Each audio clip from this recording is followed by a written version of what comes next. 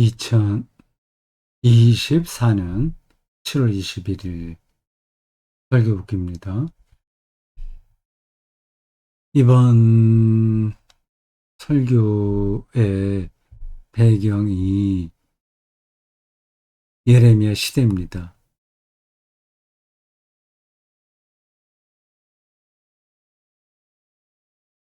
예수님 당시에 사람들이 예수님에 대해서 언급할 때 구약에 나오는 선지자들이 몇 있거든요. 그 중에 엘리야도 있고 예레미야도 있습니다. 예레미야, 엘리야가 온 거다. 예레미야다. 선지자 중에 하나다. 그리고 세례 요한이다. 그런 말들이 있었죠. 그만큼 예레미야는 구약에서도 이제 중요한 위치를 차지할 뿐만 아니라 신약에서도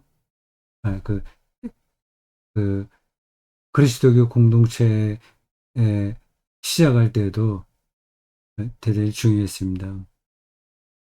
구약 그 문서들을 분류할 때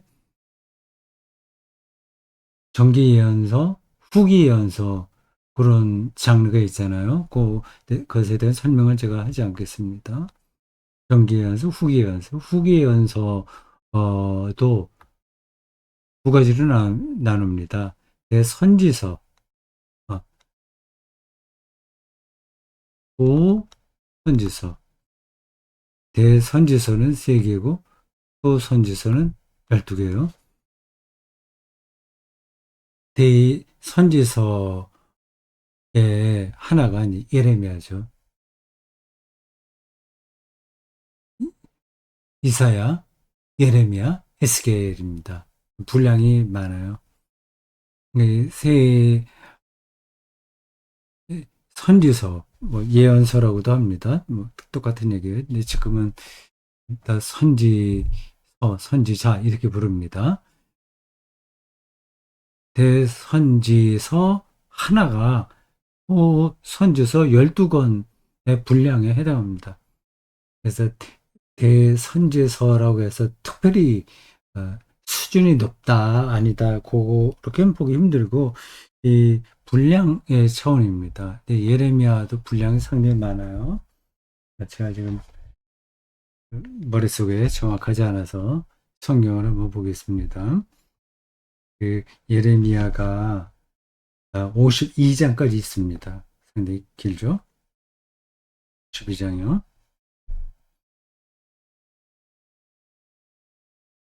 예레미야가 1장부터 52장까지를 일관되게 쭉 설교한 건 아니에요. 이 예레미야서는 다른 선지서들도 마찬가지인데 그 선지자의 설교를 그 제자나 어떤 후대 어떤 인물이 편집한 겁니다. 예레미야 이름으로 전송되던 여러 설교들을 편집해서 집대성한 게 예레미야서입니다. 이사야서도 마찬가지고요.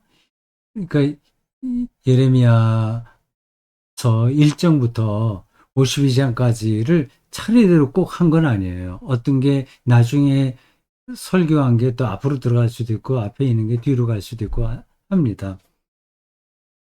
이사야서는 그런 부분에서 더 편차가 커요. 그래서 제1 이사야, 제2 이사야, 제3 이사야 이렇게 부릅니다. 완전히 시대가 달라요.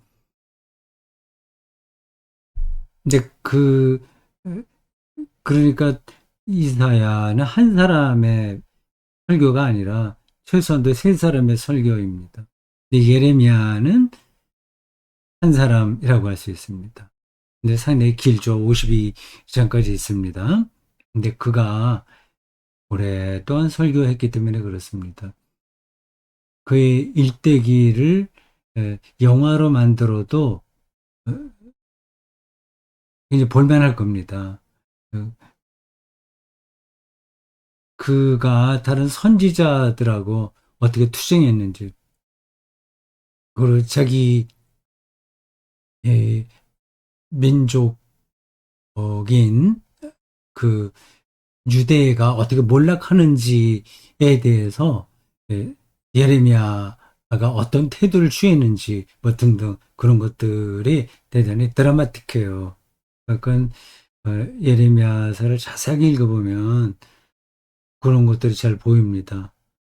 예레미야가 죽을 뻔한 적도 여러 번 있었고요. 감옥에도 갇혔고, 그런데 또 누가 구출해 주기도 하고, 그런 인생을 살았습니다. 굉장히 길게 살았어요. 한, 그 선지자들이 모두 단명한 건 아니지만, 그 설교하는 기간은 그렇게 길진 않았습니다. 뭐 선지자에 따라서 다르긴 해요. 이 예레미야는 이제 오랫동안 설교를 했습니다. 예레미야서 뒷부분으로 가면 그 바벨론에 의해서 예루살렘이 폭망한 다음의 일들까지 거기 나오는 걸 보면 그 예레미야가 언제부터 언제까지 활동했는지를 간접적으로 알 수 있는 거죠. 요시야 시대부터 시작했습니다. 지금 제가 그 횟수가 언제인지를 정확하게 BC 몇 년이다 그런 건 음, 설명할 준비는 하지 못했습니다. 못했어요. 기원전 587년에 나라가 망했으니까 한 기원전 620년, 630년 그 정도 어간이겠죠. 설교 시간에 말씀을 드렸듯이 요시아가 아, 전장에서 죽습니다. 전사예요.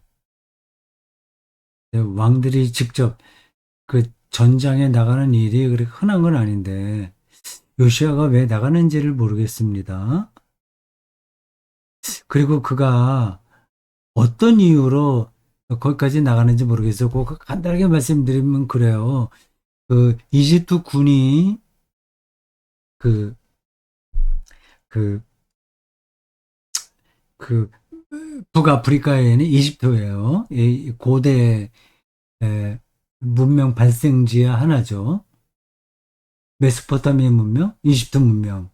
그게 고대 유럽을 대표하는 두 문명입니다. 그리스 문명은 그 뒤에 그리스 로마 문명은 그 뒤로 나온 거고요. 예, 이집트 문명이 상당히 고급이었습니다. 문명이 고급이라면 제국이 되는 거고, 그래서 다른 주변 나라들을 지배하게 됩니다. 이집트가 굉장히 강력한 제국이었어요. 근데 그 당시 아시리아하고 바벨론이 또 패권을 이제 겨루고 있었습니다. 그때 이집트가 아시리아를 도와서 바벨론이 더 이상 패권을 행사하지 못하도록 할 생각으로 대군을 끌고 북쪽으로 올라오고 있었습니다. 그때 요시아가 나선 거죠. 이집트군을 막으려고 나섰는지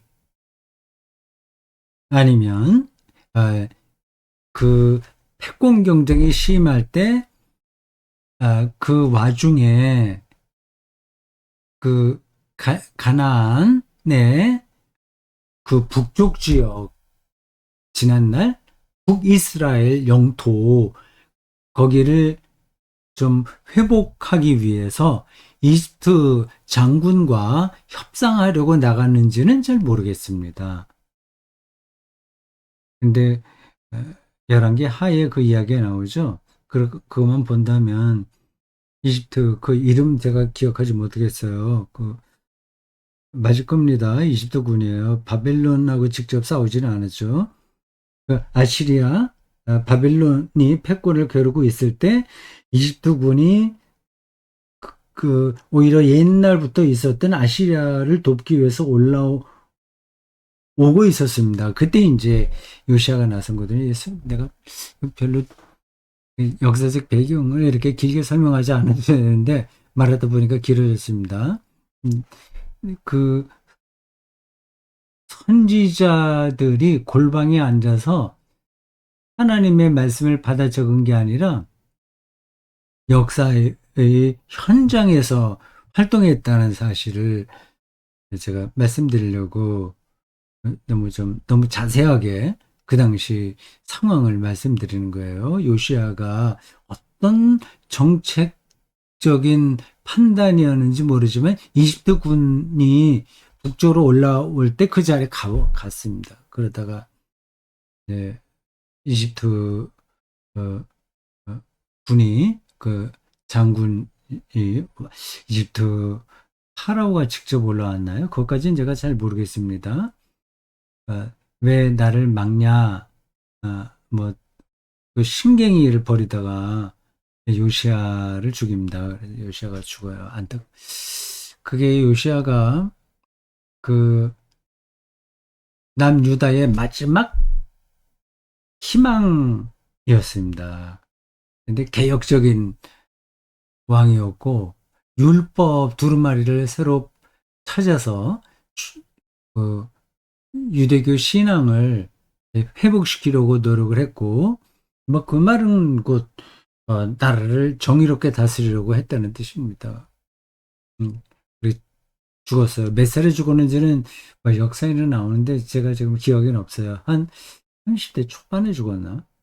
요시아가 자기 아버지가 그 암살당하는 바람에 어, 그 뜻하지 않게 아주 어려서 왕이 됐어요. 아주 어렸을 때는 이제 다른 사람이 이름만 왕이었고 어머니인가 누군가 어머니 정확하게 모르겠습니다. 누가 대신 왕을 하다 좀 나이가 들면서 아마 20살 가까이 되면서는 직접 통치를 나서게 되는데 그게 예레미야하고 나이가 비슷합니다. 근데 그가 뭔가를 잘 보려고 하다가 북쪽 아시리아 북쪽이요. 아시리아 바빌론 이게 메소포타미아 문명 음, 쪽입니다. 그 패권을 다투고 있었고 이집트군이 있었고 이 거대한 제국 세 제국의 틈바구니 속에 있었습니다. 이럴 때도 잘하면 그 유대의 소왕국의 이익을 잘 챙기면서 뭐 외교라고 하는 게 그런 거잖아요. 그러면서 작은 나라의 그 정체성을 잘 지키면서도 단단하게 나라를 만들 수 있었거든요. 근데 어쨌든 뭐 요시아가 죽습니다. 그리고 그의 아들 여호아스가 왕이 되는데 이게 뭐 몇 달 가지도 못했을 거예요. 그 다음에 있는 사람들은 그 요시아의 아들이기도 하고 요시아의 삼촌이기도 하고 뭐 얽히고 설키고 좀 복잡해요. 제가 누가 요시아의 아들이고 요시아의 삼촌인지 뭐 그런 건 잘 모르겠습니다. 마지막에 시드기야가 있을 때 나라가 이제 망하죠. 기원전 BC 587년이요. 꼭 외워두십시오. 기원전 587년. 이 587년 전 몇십 년과 그 후 몇십 년 이때의 선지자들이 가장 활발하게 하나님의 말씀을 전했습니다. 나라가 어려움에 떨어지니까 선지자들이 나설 수밖에 없었던 거죠. 그리고 구약 성경은 전체가 다 이 기원전 587년 바벨론 포로 사건을 기본으로 한다고 생각하시면 됩니다. 왜 그러냐는 그 문제는 제가 여기서 설명하지 않겠어요. 그러니까 이 기원전 587년에 벌어진 완전히 폭망, 그 관점에서 자기들의 역사를 거슬러서 새롭게 성찰해 보려는 노력들이 구약성서라는 결과물을 만들어낸 겁니다. 그 예레미야는 오늘 설교에서도 얘기했지만 오늘 본문 전과 후에 왕과 선지자들을 날카롭게 비판합니다. 그러면서 화가 있으리라. 왕들을 향해서 그렇게 얘기해요. 화. 하나님의 심판을 받는다는 얘기죠. 그게 남의 얘기가 아니라고 그랬습니다. 그 유대 백성들을 저렇게 고통으로 떨어지게 만든 것은 왕의 책임이다. 똑바로 하지 않아서 그렇다. 그런 비판이었어요. 남의 얘기가 아니라 우리 똑같이 해당된다고 말씀드렸습니다. 남북 분단. 제가 기회 있을 때마다 이 문제를 거론했습니다. 제가 실제로 남북 분단을 극복하기 위한 자기 희생이 없으면서 말만 이렇게 하는 게 부끄럽기는 합니다. 이 통일 문제 이게 우리에게 그 무엇보다도 중요한 겁니다. 이 남북 분단이 되니까 정치가 발전하지 못해요. 왜 그런지 아시죠? 네. 남북 분단으로 인해서 정치가 제대로 민주적으로 발전하지 않습니다. 완전히 여와 야가 정치가 아니라 전쟁을 하듯이 하는 거예요. 그게 가능한 이유는 북한이 이제 좀 정말 불량 국가라고 할 수 있는 북한이 있기 때문에 그렇습니다. 뭐 불량이다 아니다 그건 둘째치고 남북 분단 체제가 정치를 이렇게 어, 미개한 수준으로 떨어뜨리고요. 그리고 경제 문제도 마찬가지입니다. 정치도 그렇고 경제 문제도 그래요. 경제학자들의 설명에 따르면 경제가 안정적으로 발전하려면 내수의 기반이 있어야 된다고 합니다. 특히 우리는 수출을 어, 중심으로 해서 먹고 살잖아요. 수출만으로는 그 경기가 안정적으로 유지되기 힘들다고 해요. 내수가 반드시 받쳐줘야 된다고 합니다. 내수가 받쳐주려면 최소한도 1억 명 정도는 어, 인구 숫자가 돼야 된다고 하네요. 일본은 1억이 넘잖아요. 그래서 수출을 안 하더라도 적게 하더라도 그들은 내수가 받쳐주기 때문에 어, 파격을 덜 받게 되는 거죠. 중국 같은 나라야 뭐 중국이나 뭐 이런 인도 같은 나라들은 인구가 하도 많기 때문에 수출을 하지 않아도 내수만으로도 어느 정도는 경제가 돌아갑니다. 근데 우리나라는 남한만 5천만 명 정도고 북한을 합해야 8천만 명 되잖아요. 그럼 8천만 명 정도 되면 1억 명 가까이 되니까 내수가 어느 정도 받쳐준단 말이에요. 지금 내가 순전히 경제 논리로만 얘기하는 겁니다.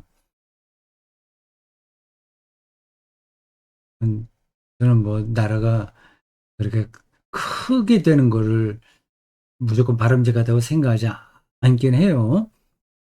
그러나 지금 분단이 하도 문제가 되고 그래서 그 경제 학자들의 그 설명을 잠깐 전달한 거예요. 그러니까 정치, 경제, 뭐 교육, 뭐 모든 우리나라의 전반적인 문제들이 남북 분단 때문에 한 걸음도 앞으로 나가지 못하고 있습니다.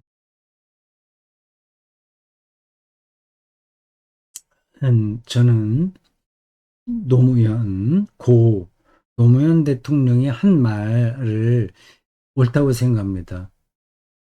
통일 남북 문제만 잘 해결하면 다른 문제들은 뭐라고 표현했나 그분의 표현 자체가 거칠어서 좀 욕도 먹고 했는데 근데 뭐 표현만 그렇지 그분이 말하는 방향은 옳습니다. 이, 이 통일 남북 분단과 이 통일 문제만 대통령이 잘 해결해 나가면 다른 거는 뭐라 그랬나 깽판을 쳐도 괜찮다고 그랬나 하여튼 그런 뉘앙스로 말했어요. 저는 그게 옳다고 생각합니다. 남북 분단 80년 내년이면 80년입니다. 100년을 채우게 될까요? 100년까지 가게 되면 영영 통일은 물 건너 간 거라고 할 수 있겠죠. 이게 얼마나 우스꽝스러운 일입니까?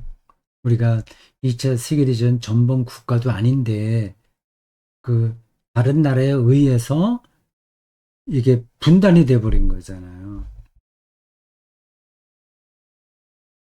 그걸 또 이용하는 집단들이 많잖아요. 젊은 사람들은 음, 남북 통일은 완전히 이거는 딴 나라 이야기로 생각합니다. 이게 교육을 그렇게 받아서 그런지 시대 상황이 그런지 그건 잘 모르겠어요. 근데 저는 이 남북 분단 문제가 가장 중요하다. 지금도 그래 생각합니다.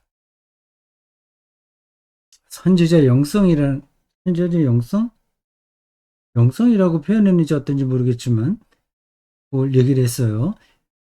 이거 일반 사람들은 그 어려운 시절에 각자 도생으로 자기의 살 길을 찾으면 그만이겠지만 선지자들은 전혀 그러지 않았다. 이, 자기 인생이 아니라 나라, 그리고 다른 사람의 삶으로 인해서 가슴앓이를 했다 얘기했습니다. 이게 선지자의 고유한 영성이죠. 고대 이스라엘의 그 지도급 뭐 인사들 그 리더라고 할 수 있나요? 어, 종교로 보면 두 집단이에요. 제사장과 선지자입니다. 그건 둘은 완전히 다른 거예요. 제사장은 예루살렘 성전에서 제사 드리는 업무에 관계되고요. 선지자는 말씀을 전하는 겁니다. 그- 이들은 그러니까 제사장, 제사장들은 당연히 아, 보수적일 수밖에 없어요. 보수적인 그 태도를 가리켜 스타트스 쿼라고 얘기합니다. 스타트스 쿼, 현실 유지. 제사 드리고 용서받고 거룩한 의식 행하고 그러니까 보수적이고 뭐 그럴 수밖에 현실이 잘 유지되기를 바라는 겁니다. 그러나 선지자들은 현실 유지가 아니라 현실 변혁하는 데 관심이 있었습니다. 제가 아주 오래전에 월터 브루크만이라고 하는 사람의 책 예언자적 상상력을 읽고 많은 통찰을 얻었어요. 네, 지금은 절판됐을 겁니다. 아주 오래전이에요. 30대 때 읽었으니까요. 월터 브루크만 이분은 저 책 말고도 많은 책을 썼습니다. 음, 제가 막 가장 이분이 나중에 쓴 글로는 책 몇 권을 제가 읽었는데 그 중에 하나가 설교에 대한 얘기였습니다. 설교에 대해서도 많은 이야기를 하더라고요. 결국 신학은 설교를 위한 거니까요. 구약을 전공하든지 신약을 전공하든지 설교를 제대로 하기 위한 어, 그 기초를 쌓는 거거든요. 그냥 설교가 신학의 꽃이라고 할 수 있습니다. 어, 신학의 열매라고 할 수 있겠네요. 근데 브루크만이 구약 신학자인데 설교학에 관한 책도 썼어요. 텍스트로 텍스트가 말하게 하라. 그렇죠. 맞을 겁니다. 제가 워딩이 100% 맞는지는 확신이 없어요. 텍스트가 말하게 하라.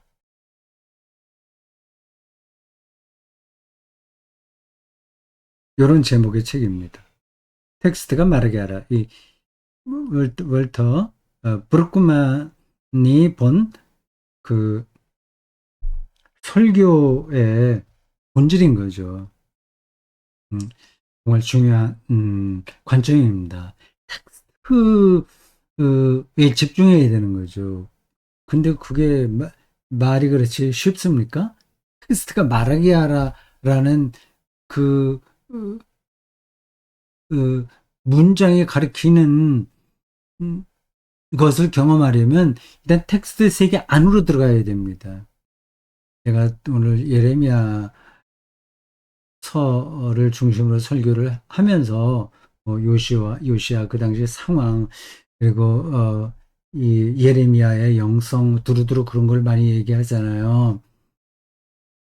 이, 이 예레미야 서의 그 텍스트 안에 많은 사건들이 있는 겁니다. 많은 리얼리티들이 있는 거예요.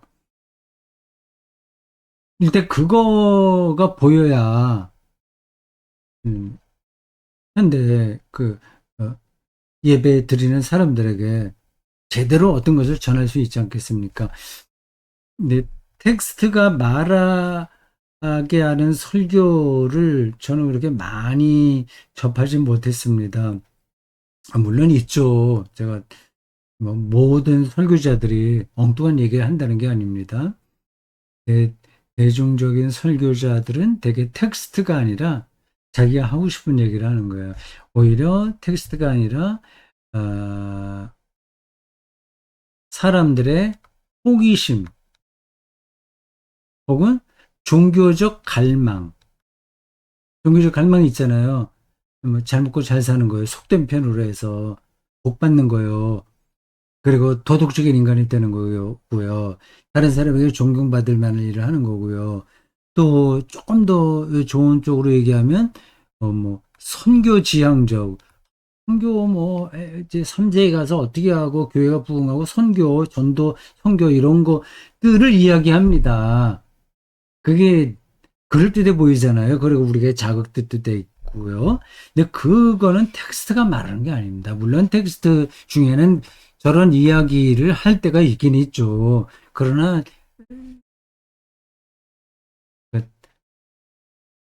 그렇지 않은 텍스트가 훨씬 많습니다. 그러니까 저런 선교, 전도, 뭐 종교적 갈망, 축복받는 거 그런 걸 얘기할 때만 그런 텍스트만 갖고 설교할 때는 그걸 해도 돼요. 하더라도 그것을 잘해야 되겠죠. 근데 어떤 본문을 가지고 설교라든지 대개 다 어, 청중들의 아주 본능적인 호기심, 관심거리, 그러한 종교적 갈망, 선교와 교회 성장, 뭐, 아, 우리가 하나님의 은혜와 축복을 받기 위해서는 첫째 기도해야 됩니다. 둘째 전도해야 됩니다. 넷째 남에게 베풀어야 됩니다. 예를 들자면 그런 식으로 어, 나아가 방향을 잡는 거예요. 그래서 거기에 맞는 예화들을 그럴듯한가 진정성을 포함해서 그렇게 전하면 신자들은 감동을 받는 겁니다. 아무리 감동을 받는다고 해서 좋은 설교는 아니에요. 이거 다 아시잖아요. 뭐 감동받는 거로만 따지자면 사이비 이단 교주들이 더 잘합니다. 그 월터 브루크만의 책 예언자에서 상상력 지금은 절판돼서 안 나올 텐데 좋은 책이었어요. 선지자는 신탁을 좌고 우면하지 않고 선포할 뿐이다 말씀드렸어요. 신탁이요. 한자를 썼습니다. 하나님으로부터 오는 탁이라고 하는 건 뭐 신탁 할 때 뭐 맡긴다 그런 뜻이잖아요. 하나님이 우리에게 맡기는 거 오레클이라고 합니다. 신탁 좀 까다로운 단어예요. 근데 우리가 별로 평소에 쓰지 않는 단어예요. 근데 선지자들의 그 설교를 우리는 신탁이라고 얘기합니다.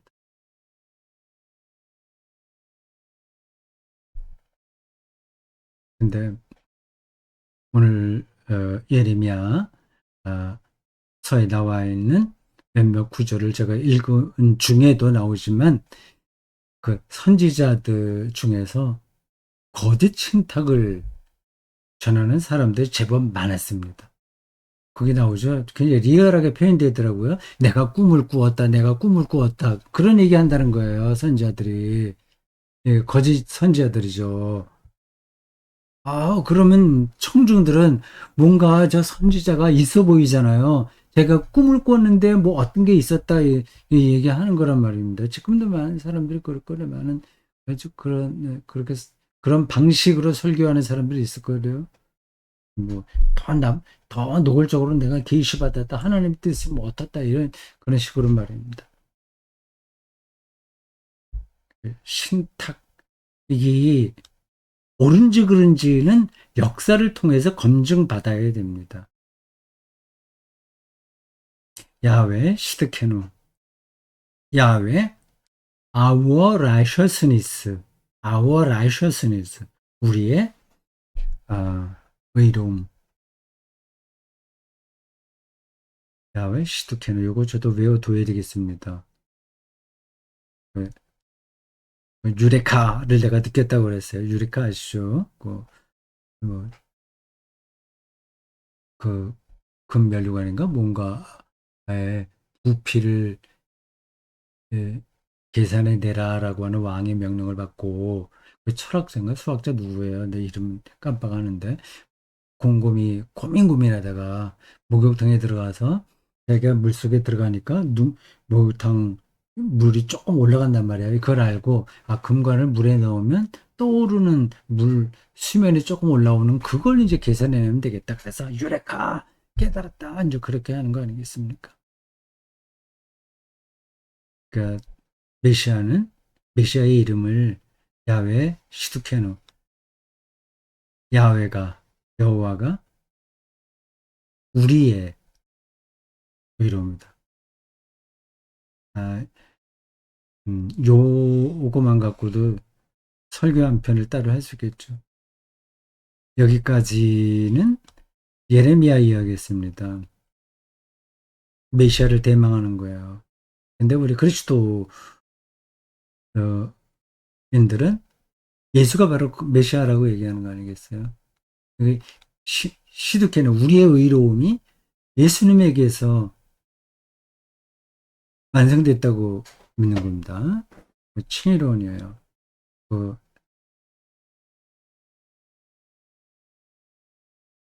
그 바울의 로마서 음, 몇 절인가? 그걸 제가 인용해서 말씀드렸죠. 로마서 3장 22절에서 24절. 예수 그리스도를 믿는 자에게 하나님의 의가 주어진다. 특별 없이 주어진다. 율법을 지키냐 아니냐 상관없이 이 유대인이나 이방인이냐 상관 차별 없이 주어진다. 거기까지야 우리가 많이 들어서 알았어요. 근데 의로워지는 게 뭐냐 하는 걸 얘기하다가 네, 죽음이다 얘기를 했습니다. 예수 그리스도를 믿음으로 우리가 의로워진다는 말은 예수와 함께 우리 죽는다는 겁니다. 예수 그리스도의 십자가와 같이 죽고 예수의 부활과 더불어 우리가 다시 산다는 게 기독교 신앙의 핵심이잖아요. 죽어야 우리가 의로워지는 겁니다. 죽기 전에는 그 어떤 인간도 의로워지지 못해요. 모양은 조금 바꿔져요. 세련될 수는 있지만 그 본질 자체는 여전히 교만합니다. 우리는 예수 그리스도를 통해서 미리 죽음을 경험한 거예요. 근데 이게 말로만이 아니라 자기가 실질적으로 느껴져야 되는데, 그 삶의 리얼리티가 돼야 되는데, 그게 잘 안 되는 거죠. 어떤, 되는 것 같다가 또 안 되기도 합니다. 이게 신앙은 죽을 때까지 계속 성장해야 됩니다. 네. 신앙은 어느 한순간에 완성되는 게 아니라 과정이에요. 죽는 과정입니다. 예수 그리스도와 같이 죽는 과정. 그 죽음을 이 현실에서 어, 충만하게 느끼고 이미 죽은 자로서 현재 삶을 끌어갈 수 있다면 그가 의로운 사람인 거예요. 그게 의로운 겁니다. 근데 그 절묘한 순간으로 들어가기가 쉽지는 않습니다. 죽기는커녕 예수 오래 믿어도 자기 너무 시퍼렇게 살아있잖아요. 말만 내가 십자가 진다. 그리스도가 이제 죽는다 하지만 그렇던가요? 안 그렇죠. 우리 자신도 그게 잘 안 되잖아요. 자기가 이미 죽은 거라고 생각하면 뭐 이렇게 억울한 게 있고 서러운 게 있고 뭐 그렇겠습니까?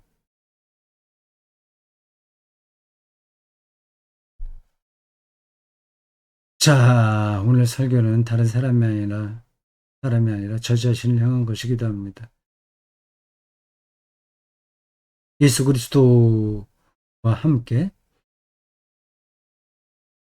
우리가 이미 죽었다는 사실을 우리 일상에서 확실하게